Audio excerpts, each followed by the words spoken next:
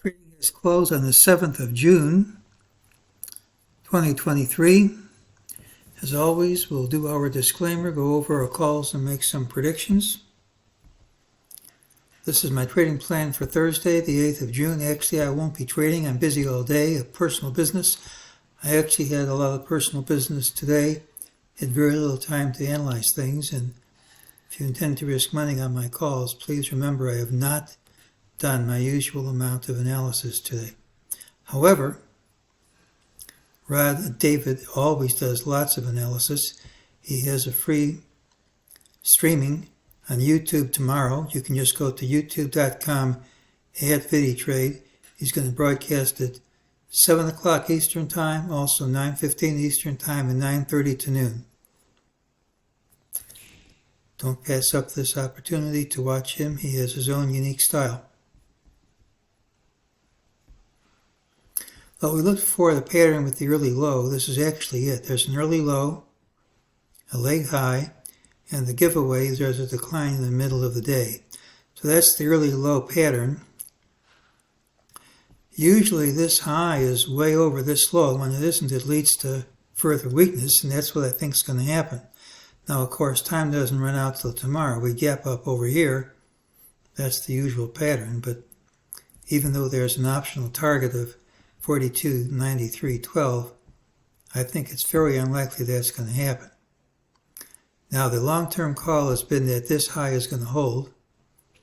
This high is over this high by 9 cents, so it just did hang on. We had a target of 42.98.77.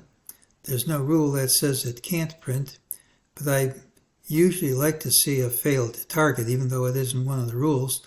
Well, it printed, and within a few pennies, that was the high, so there was resistance after the target printed. So as far as the long-term call goes, I don't think anything's changed. Now, I did say I didn't like the fact that we couldn't take out any of these highs at yesterday's close, but we gapped up smartly, took out these highs at the open, so all that negativity went away. So even though we got the drops I was expecting, I don't get any credit for it because I canceled the call when we gapped up. Rules are rules. During the day, we got an ultimate sell signal in the morning. That worked. There's an optional higher target. It doesn't have to print, but if it does, we'll go over this line. We got an ultimate sell signal in the afternoon. We got enough to satisfy it. Almost always, we're going to get more than that, and that means almost always, even though it isn't required, we're going to undercut today's low. Now, the system said this drop here was false and wouldn't stick. Said this rally was false and wouldn't stick. We've already had the retraces. So that has played out.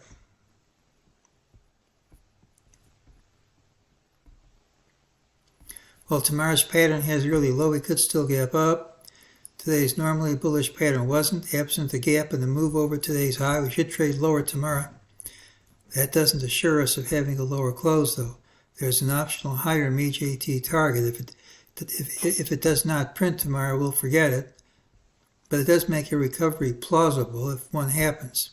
Just because we trade lower, it's not a guarantee that we close lower. Also doesn't mean we won't, just says we have a lower trade. Please remember, I've had very little time to analyze things today. Be aware of that if you intend to risk money on the call. So it's the pattern with the early low. We look for lower prices. No guarantee we're going to close lower, but this looks pretty negative to me. In fact, I was expecting more negativity than we've had so far, and maybe that's a sign that it won't be as bad as I thought, but